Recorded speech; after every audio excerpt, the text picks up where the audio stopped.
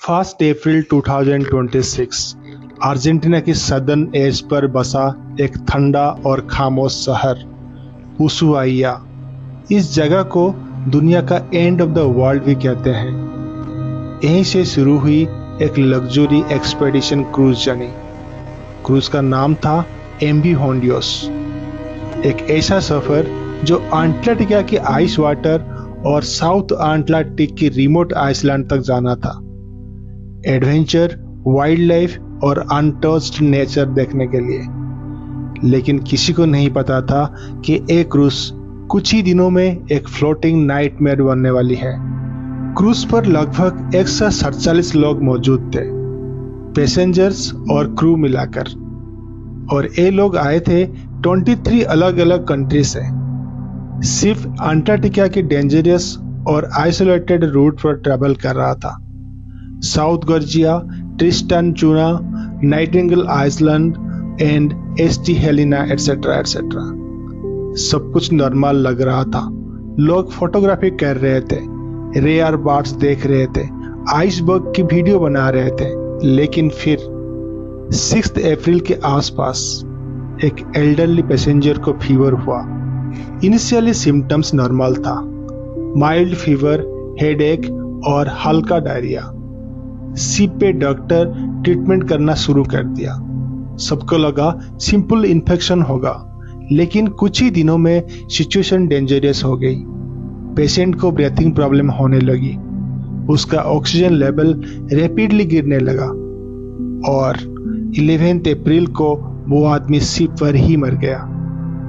उस वक्त किसी को समझ में नहीं आ रहा था कि ये सिर्फ एक आइसोलेटेड डेथ है या कुछ और ज्यादा डेंजरस। 24 अप्रैल शिप साउथ अटलांटिक के remote British island Saint Helena पर डॉक करता है।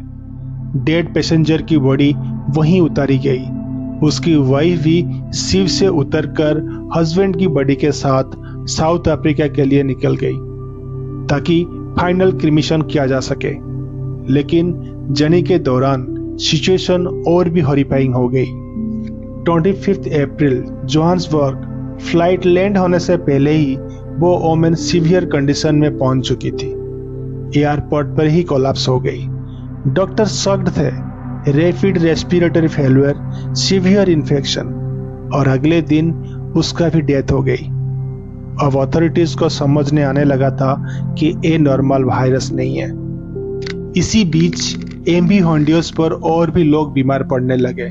किसी को हाई फीवर, किसी को वॉमिटिंग और कुछ पैसेंजर को सडन निमोनिया जैसे सिम्टम्स आने लगे। एक के बाद एक लोग कोलैप्स होने लगे। पैसेंजर्स पैनिक में आ गए। क्रू कंफ्यूज था। शिप आइसोलेटेड ओशन के बीच था और सबके दिमाग में एक ही सवाल था, आखिर ये क्या हो रहा है।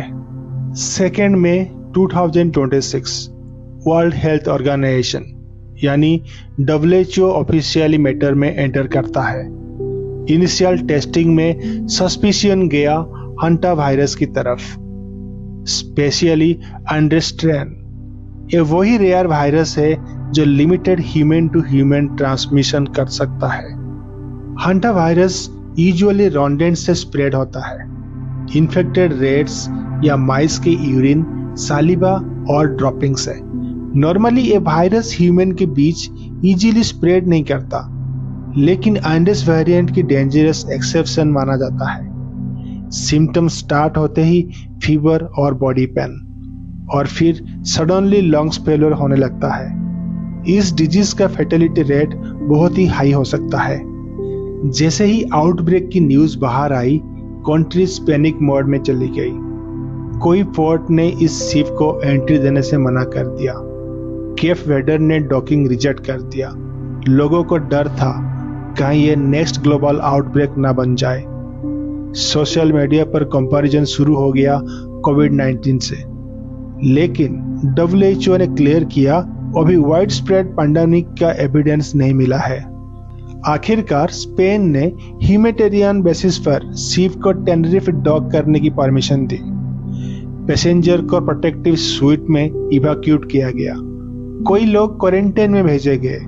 कुछ पैसेंजर्स यूरोप, अमेरिका और यूके तक मॉनिटर्ड आइसोलेशन में रखे गए। सबसे बड़ा मिस्ट्री ये था, वायरस शिप पर आया कैसे।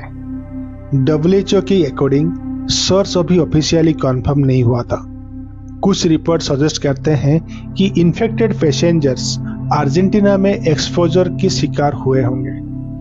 कुछ थ्योरीज कहते हैं रोडेंट कंटेनमेंटल पॉसिबल था।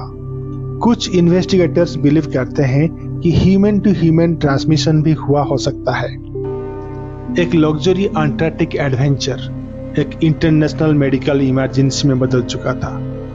3 कंफर्म डेथ्स, मल्टीपल इन्फेक्शंस और दुनिया भर में फियर। MV होंडियोस आउटब्रेक ने एक बार फिर दुनिया को याद दिला दिया कि नेचर के अंदर ऐसे इनविजिबल डेंजर्स छुपे हैं जो मॉडर्न टेक्नोलॉजी और एडवांस मेडिसिन को भी चैलेंज कर सकते हैं। और कभी कभी सबसे टेरिफाइंग हॉरर स्टोरीज समुंदर के बीच लिखी जाती हैं। वीडियो पसंद आए तो लाइक और सब्सक्राइब जरूर करें। मिलते हैं अगले एपिसोड में। नमस्कार।